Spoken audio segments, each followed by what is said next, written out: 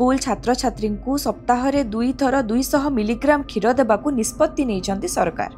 हेले प्रश्न उठुची पिलांक पाई कोउठु क्षीर आनिबे सरकार।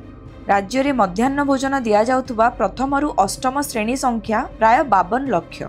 समस्त को गोटे दिन 200 मिलीग्राम क्षीर देवाकू हेले दैनिक 10.4 लाख लिटर क्षीर आवश्यक। राज्य सरकार तथ्य अनुसार 2022 रे राज्य रे दैनिक 66 लाख लिटर क्षीर उत्पादन हेउची। एबे एहा 70 लाख अतिक्रम करिछि।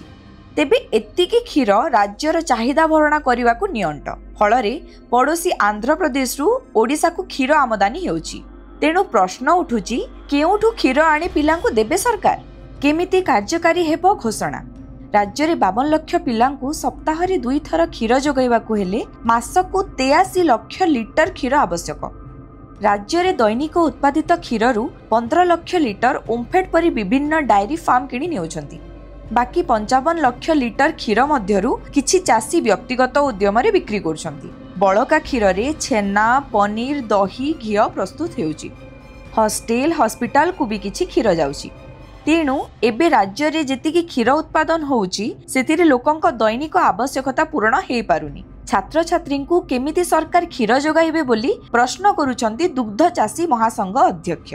ना नेबाकू गोटे परे गोटे घोषणा करुवा बीजेपी सरकार प्रथमे ग्राउंड स्थिति अनुध्यान करने आवश्यक, नहेले योजना आरंभ हेउ हेउ विफल हेबा आशंका रही।